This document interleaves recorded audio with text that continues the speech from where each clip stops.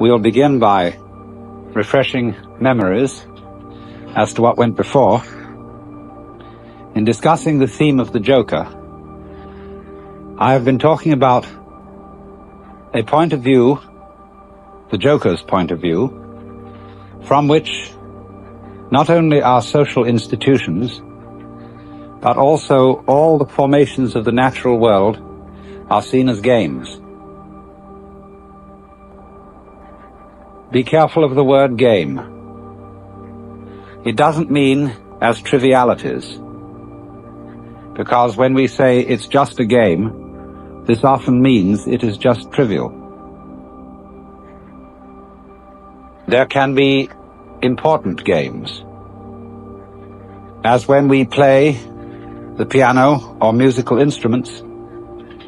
We are not necessarily doing something frivolous, but we are playing. And there is something in the nature of all play that is not serious, but at the same time may be sincere.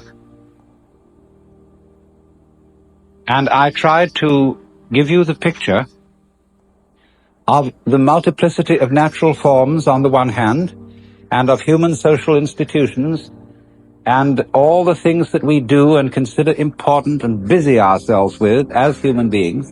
I tried to give you the point of view from which these can be seen as games, as things being done, as it were, simply for themselves,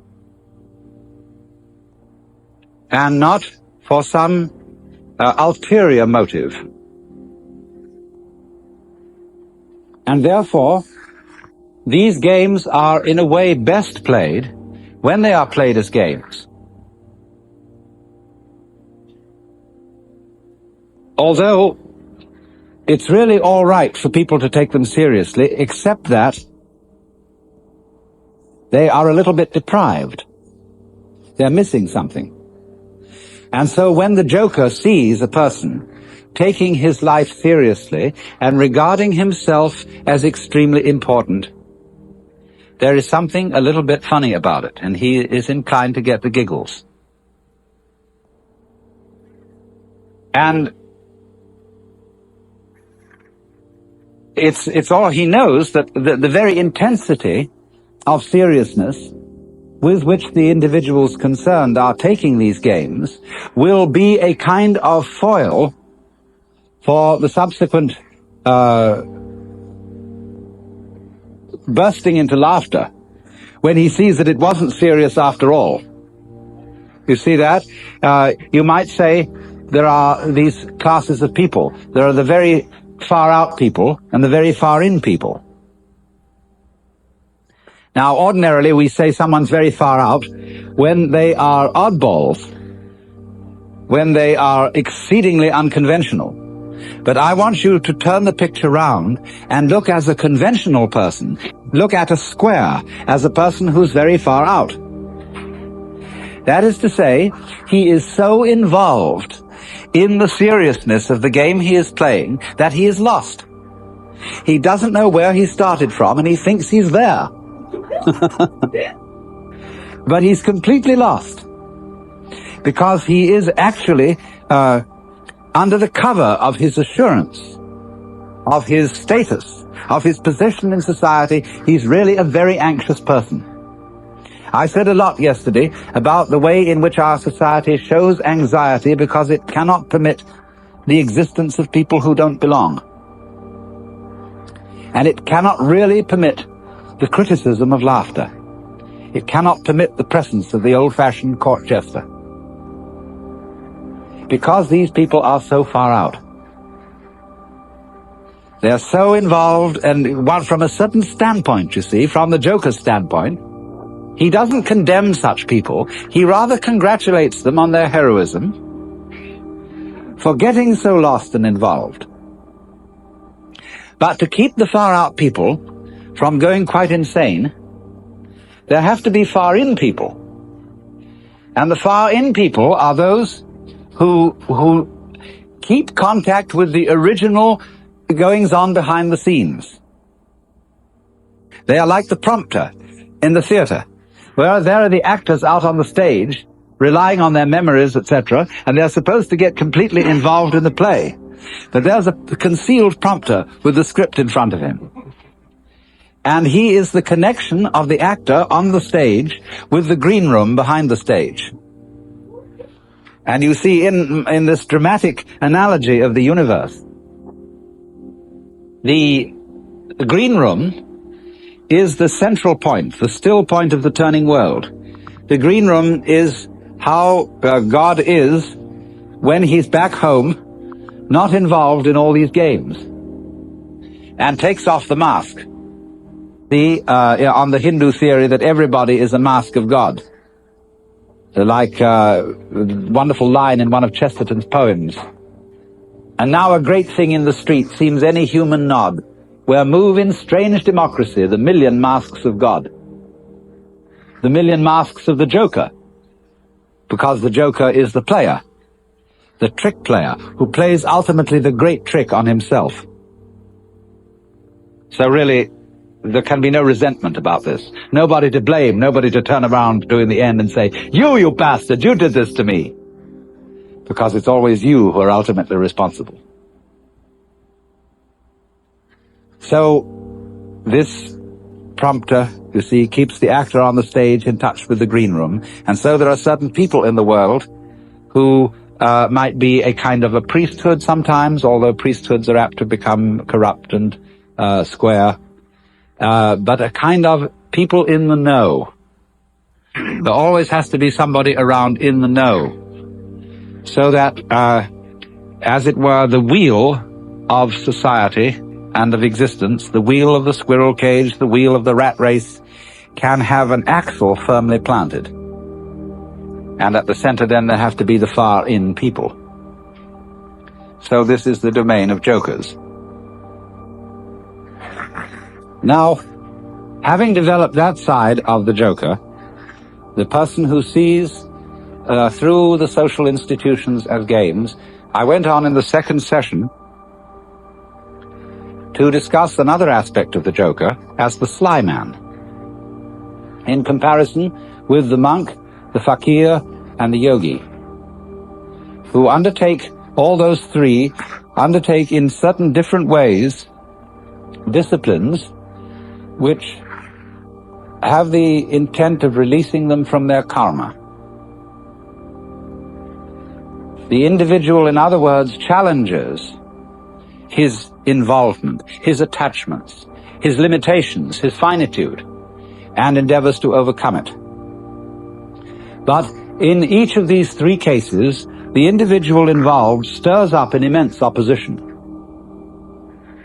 because he serves notice upon the devil, or shall we say upon his karmic creditors, that he is about to leave town.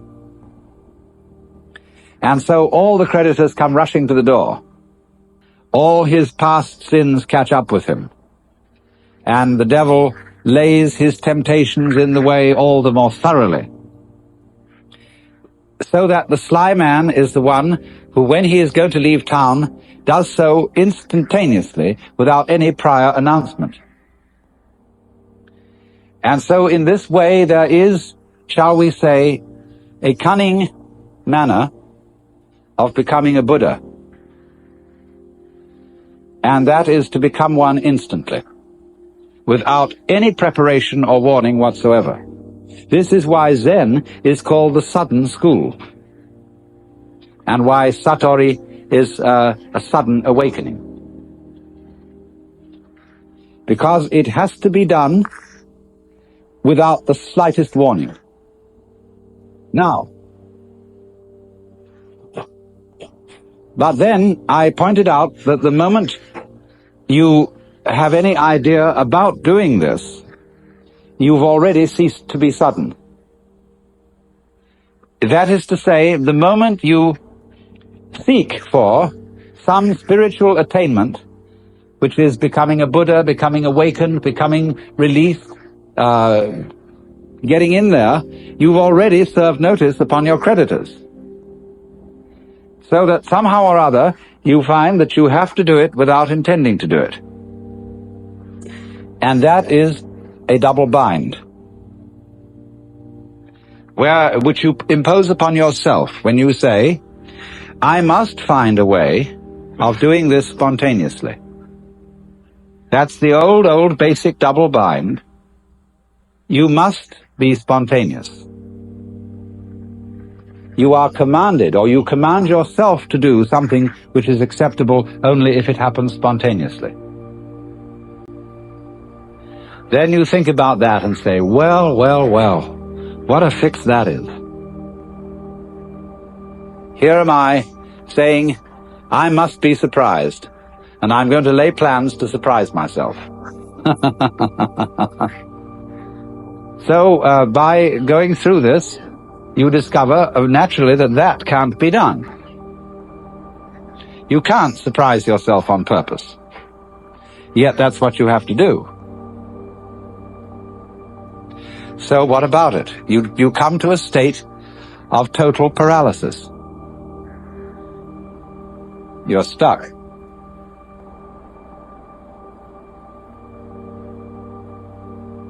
The one thing that is terribly important to be done can't be done. It has to happen. It really does if you're earnest about this. You want to get out of the trap.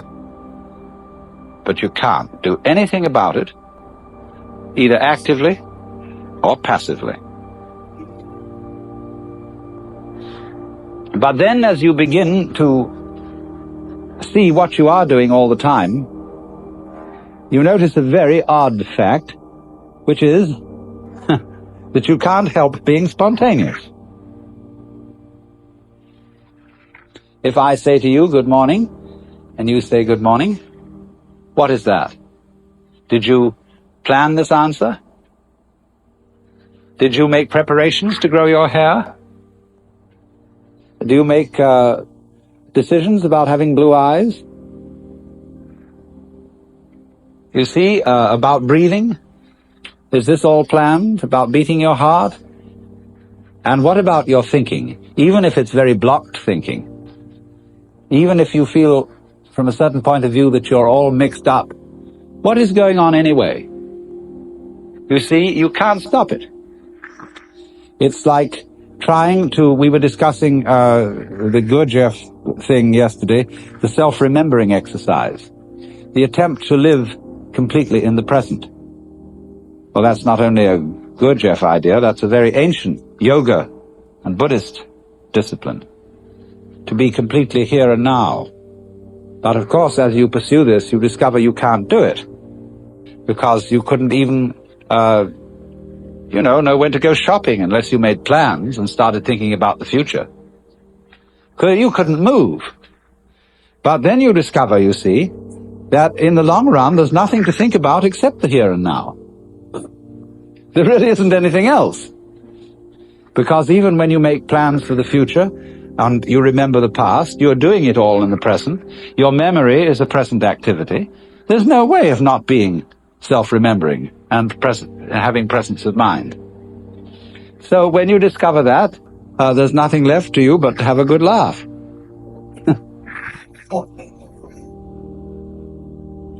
Well, now, I want to develop to a greater extent something I only touched on yesterday afternoon when we were discussing anxiety and laughter and the relationship between the two. I suggested that anxiety and laughter are really the same phenomenon, but seen from different points of view. As we all know, we can have shudders of horror and shudders of delight, tears of grief and tears of joy. And it's the same shudders and the same tears in either case, but they have a completely different meaning. Now, life is a matter of oscillation. Life is vibration. It's the whole time and all the way through. The question is, how are you going to interpret that? Is it tremble, tremble, tremble, or is it laugh, laugh, laugh? That's the great thing. And sometimes it's one, and sometimes it's the other. So that the whole thing of the Joker is he comes into being, as it were, at the point when the anxiety interpretation of the trembling becomes the laughing interpretation. We were talking about monks who had skulls in their cells to remind them of mortality. And we think a grim thing. The skull is a grim thing. But Chesterton had the poem about the skull. Chattering finch and waterfly are not merrier than I. Here among the flowers I lie, laughing everlastingly. No, I may not tell the best. Surely, friends, I might have guessed, death was but the good king's jest. It was hid so carefully. So you can see the skull not as a grim thing, but as a laughing thing. It's all that's left of a human being. And all the surface is peeled off. And nothing but this beautiful bone remains. It laughs.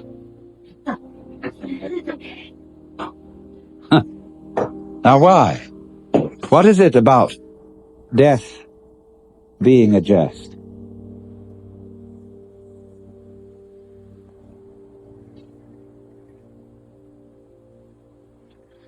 We discussed the problem of the zebra. You remember? Whether a zebra is a yellow horse with black stripes or a black horse with yellow stripes. And of course, you can see it either way. And you can argue till all is blue about which side is right.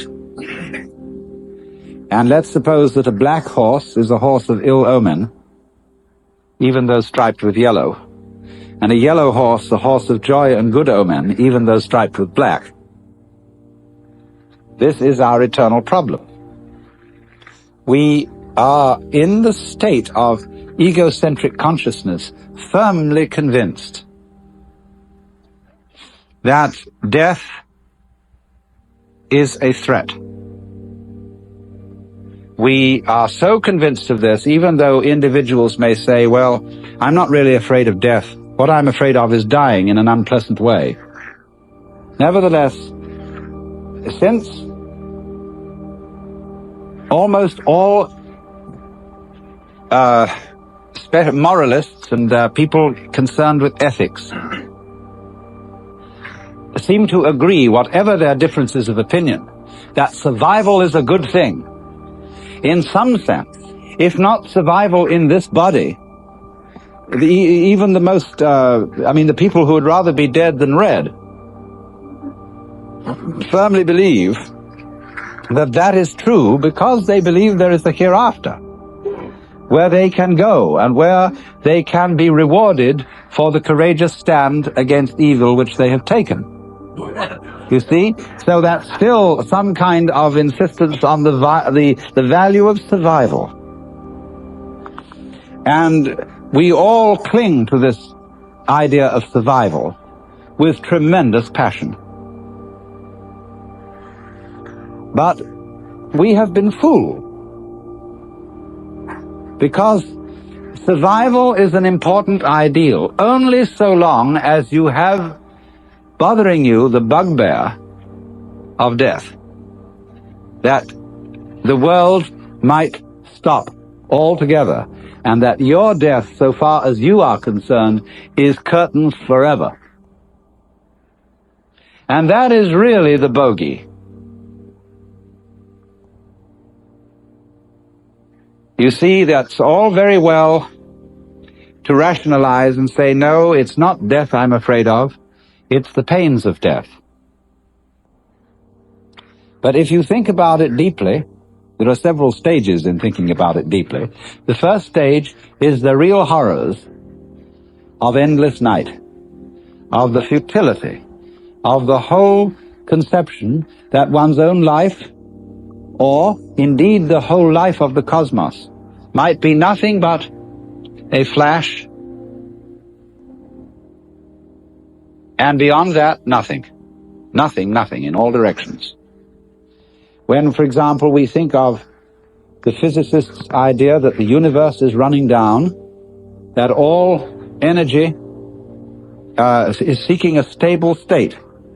Supposing, for example, to give an illustration of what they mean, I have a jar of black pepper and a jar of salt. And I pour them together into another jar, and I can see the white salt and the black pepper fairly well delineated. Then I start shaking the jar, and slowly, slowly, slowly the black and the white disappear into a gray. That can never be sorted out again into black and white.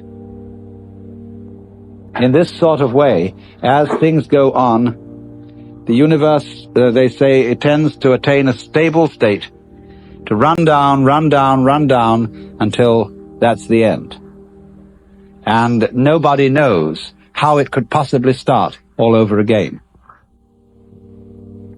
But I always say, and I feel it in a sort of funny, intuitive way, that what happened once can happen again. If this world started at some time, supposing there was a colossal explosion which set all these galaxies flying out, then what existed before that explosion must surely have been something like the stable state to which we shall run down in the end. And if it went bang once, there's absolutely no reason why it shouldn't go bang again. I suppose there are temperaments in logic. I have a temperament whereby I just cannot, it seems to me absolutely basic that what happened once can happen again. But there are other people who so cherish the unique that they can conceive the idea of something like existence happening only once. But you see, something that happens only once doesn't happen at all. What happens if a given sound consists of only one vibration? What is the up crest of a wave apart from the down crest? Can you conceive that? That's the same koan as what is the sound of one hand.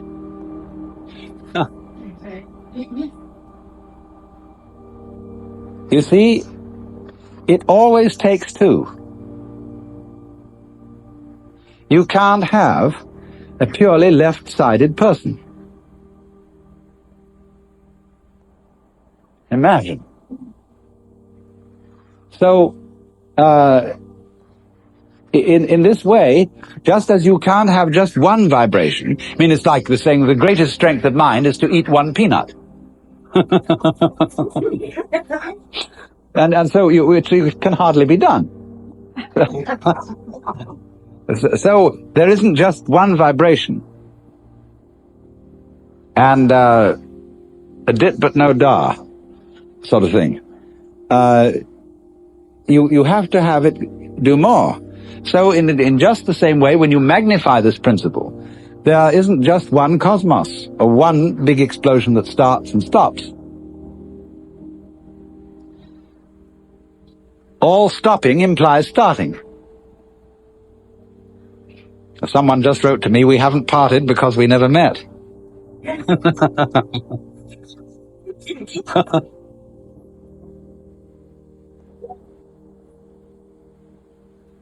So, the whole point of saying this is the realization that existence is eternal.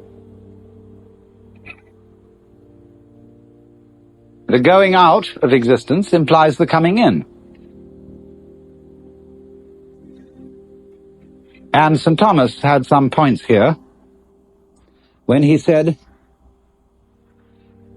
there could never have been a time when there was not being, because if there had been a time when there was nothing in nothing to produce something. But he didn't quite have the point, because what he didn't see was that nothing is productive in the sense that you can't have nothing without something. They go together. And all this thing is an argument, again, about whether the zebra is yellow striped black or black striped yellow. And what we see is that the black and the yellow, the darkness and the light, are simply two phases of the same. And that realization is exactly what transforms anxiety into laughter. Suddenly to see that you just, after all this anxiety, that you don't have anything to worry about.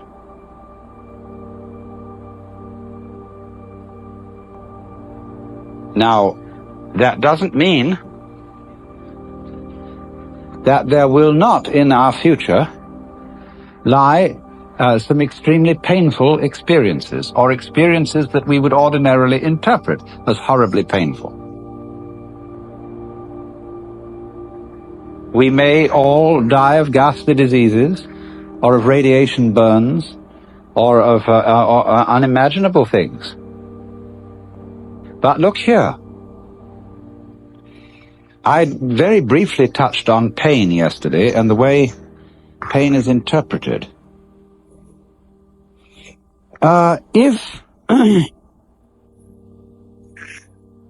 If you interpret pain as something that is destroying you and is going in the direction of total death, then it's very serious indeed. And it's perfectly terrifying. But I've been investigating experiences of people who've undergone torture. I don't know if anybody in this room has. It's always possible. But, and then if so, you can correct me. But the worst part of torture is the beginning. When, of course, you're full of all your illusions and all your fears about black and white and the terror that black may win. But it's said that as torture proceeds, it slowly changes the state of mind of the victim to a kind of drunken, masochistic giving in to the torture, so that it becomes something that he cooperates with. And that if the torturer notices this, he knows he's through and has to kill him. So, in other words, there is a point at which pain becomes an experience without having a negative interpretation put upon it. Becomes, in other words, converted into ecstasy.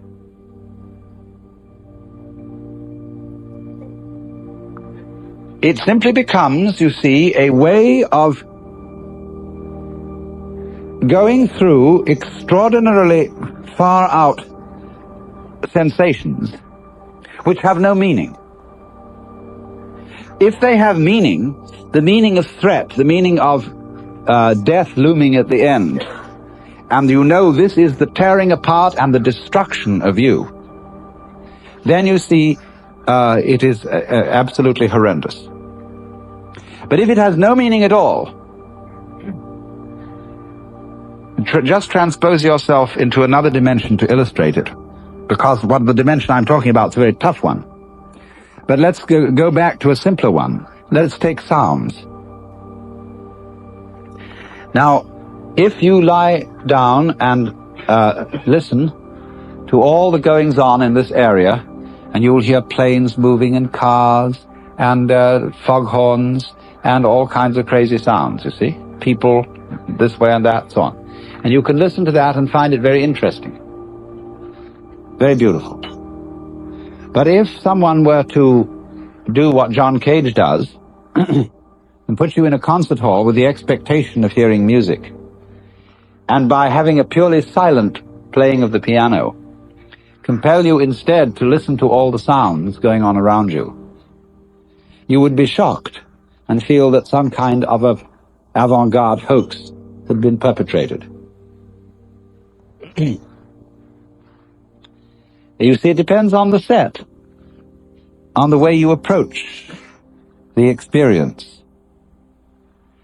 Now, you can listen to sounds that are ordinarily considered unpleasant in a totally unprejudiced way. You can listen to discordant musical noises and find them extremely interesting if you listen carefully enough.